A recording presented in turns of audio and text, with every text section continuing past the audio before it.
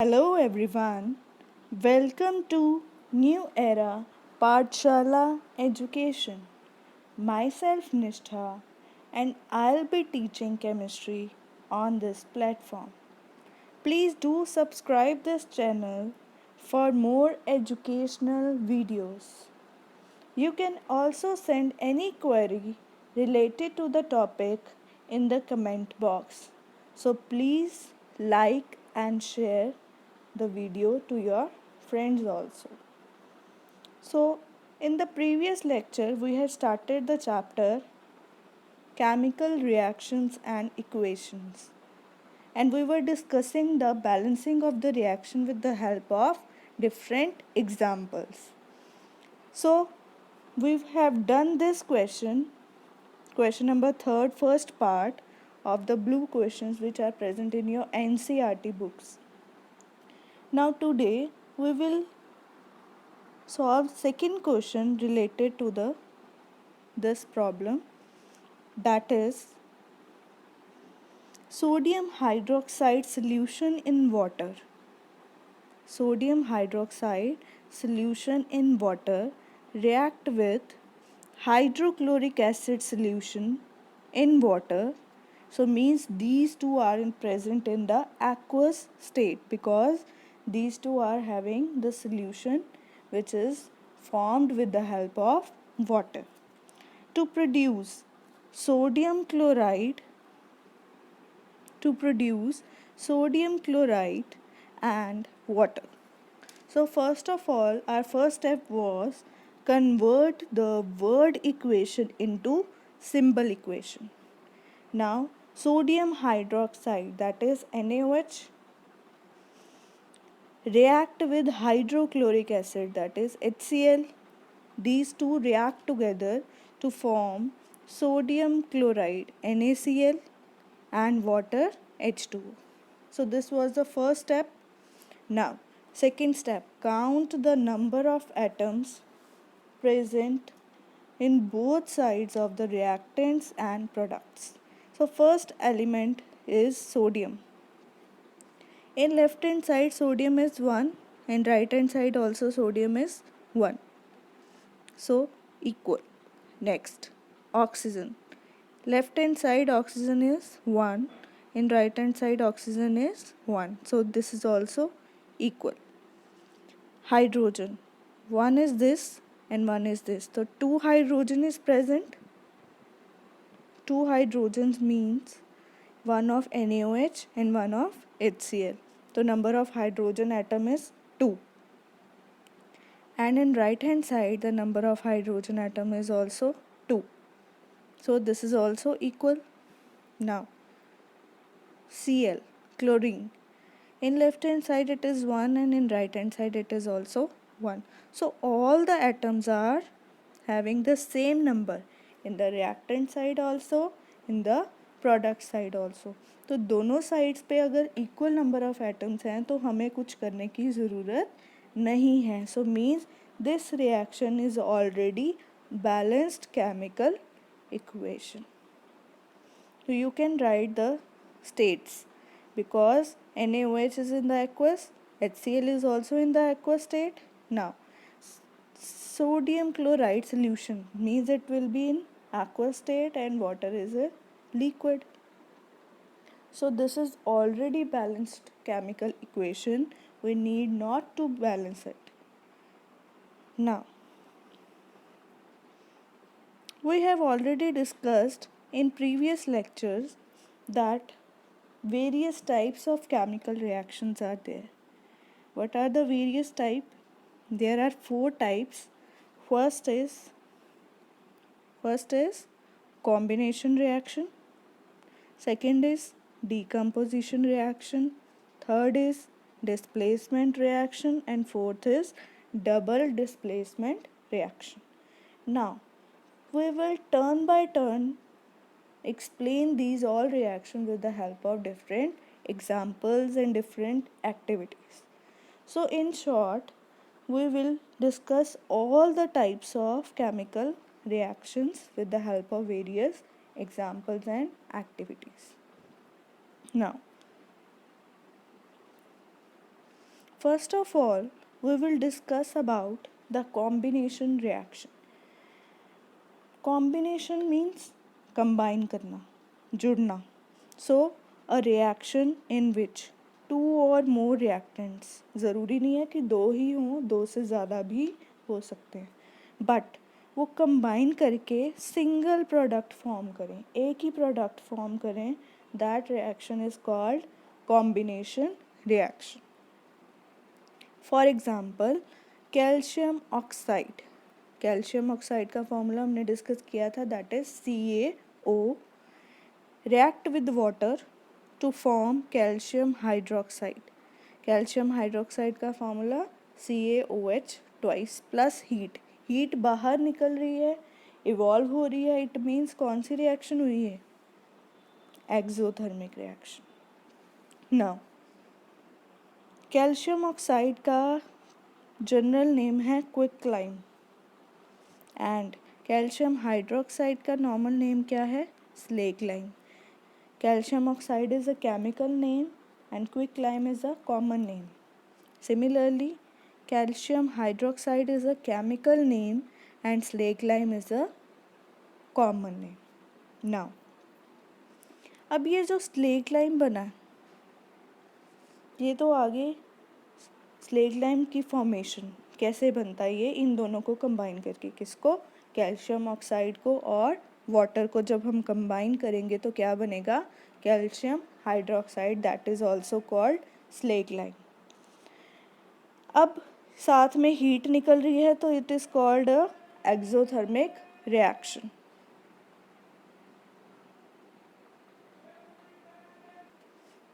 Now जो slaked lime होता है उसका सोल्यूशन हम वाइट वॉशिंग के लिए भी यूज़ करते हैं. जब हम वॉल्स को वाइट वॉश कराते हैं तो वो क्या होता है, एक पाउडर लेके आते हैं वाइट कलर का, that powder is calcium oxide.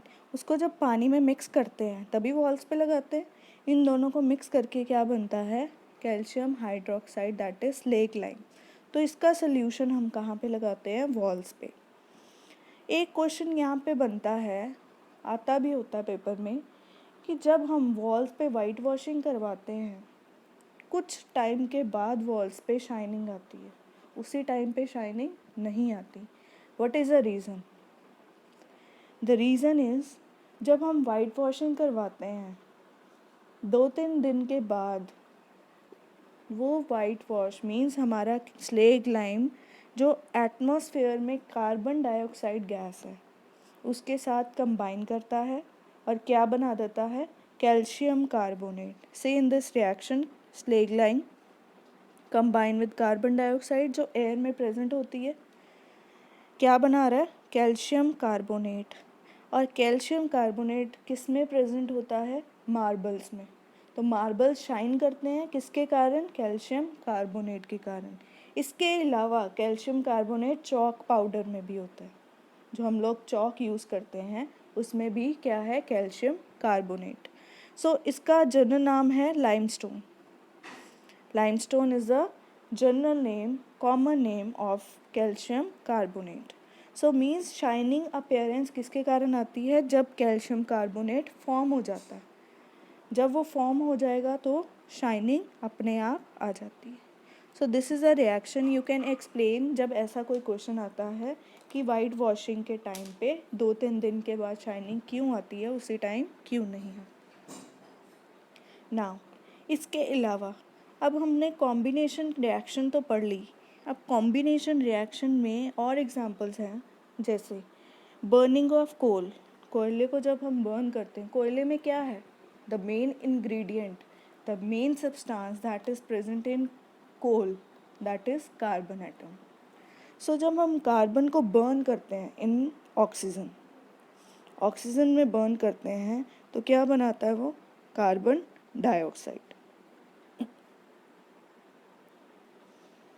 Carbon dioxide. So इसके अलावा फॉर्मेशन ऑफ वाटर. वाटर बनाने के लिए हमें दो चीज़ें चाहिए, एक चाहिए हाइड्रोजन, एक चाहिए ऑक्सीजन. जब ये दोनों कंबाइन करते हैं तो क्या बन जाता है?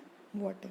So these all are the examples of combination reaction. In this photo you can easily see कि कैल्शियम ऑक्साइड कैसे वाटर के साथ कंबाइन कर रहा है और क्या बना रहा है, कैल्शियम हाइड्रोक्साइड। जब आप इस बीकर को या इस कंटेनर को हाथ लगाओगे तो ये हीट प्रोड्यूस करेगा, यहाँ से हीट निकलेगी, गर्म हो जाएगा ये। तो मतलब ये कौन सी टाइप की रिएक्शन है, एक्सोथर्मिक रिएक्शन। और इसमें हो क्या रहा है, ये दोनों चीज़ें कंबाइन करके क्या बना रही है हमारी, calcium hydroxide. So this is the activity also that is present in your book कि कॉम्बिनेशन रिएक्शन की कोई एक्टिविटी या कोई एग्जांपल बताओ ना। मैंने आपको लास्ट में बताया था, लास्ट लेक्चर में, कि कॉम्बिनेशन रिएक्शन 2 टाइप्स की होती है। फर्स्ट इज़ एक्सोथर्मिक रिएक्शन जिसमें से हीट बाहर रिलीज़ हो। सेकेंड इज़ एंडोथर्मिक रिएक्शन जिसमें हीट एब्जॉर्ब हो। तो एक्सोथर्मिक क्या थी, जो टेम्परेचर को राइज़ करती थी, जो सराउंडिंग्स का टेम्परेचर है वो क्या हो जाता था, राइज़ मतलब बढ़ जाता था, हीट रिलीज़ करती थी। और जो एंडोथर्मिक है वो क्या करती थी, कूल्स द सराउंडिंग। क्यों, क्योंकि वो हीट को एब्जॉर्ब कर लेती है अपनी रिएक्शन के अंदर। अब हमने इनकी एग्जांपल्स देखनी है। एक एक्सोथर्मिक की एग्जांपल, ग्लूकोज को ऑक्सीजन से रिएक्ट करें। ये कौन सी रिएक्शन है, रेस्पिरेटरी रिएक्शन। मीन्स जो हमारी रेस्पिरेशन सिस्टम चल रहा है वो इस रिएक्शन पे बेस्ड है। अब ये एक्सोथर्मिक कैसे है, जब ये दोनों कंबाइन होते हैं तो क्या बनाते हैं, कार्बन डाइऑक्साइड, वाटर और एनर्जी। एनर्जी जो हमारी बॉडी यूज़ करती है कोई भी काम करने में, वो किस फॉर्म में है, हीट की फॉर्म में। तो इसलिए हम इस रिएक्शन को क्या बोलेंगे, एक्सोथर्मिक रिएक्शन। ना यहाँ पे एक क्वेश्चन बनता है, आपकी बुक में भी है, why respiration reaction is considered as exothermic reaction. तो हमने क्या देखना है उसमें, ग्लूकोज। ग्लूकोज कहाँ से आया, जब हम कोई भी खाना खाते हैं उसमें कार्बोहाइड्रेट्स होते हैं, वो कार्बोहाइड्रेट्स ब्रेक हो जाते हैं, ब्रेक होके किस में कन्वर्ट होते हैं, ग्लूकोज में। और वो ग्लूकोज जो हम ऑक्सीजन अंदर लेके जाते हैं उसके साथ कंबाइन करता है, क्या बनाता है, कार्बन डाइऑक्साइड, वाटर और एनर्जी रिलीज़ करता है, जो हम लोग काम करने में यूज़ करते हैं। So that is why we can say that the respiration system, that the respiration reaction is the exothermic reaction. क्यों, क्योंकि वो हीट रिलीज़ कर रही है in the form of energy. बड़ा इंपॉर्टेंट क्वेश्चन है ये ना। Next, endothermic.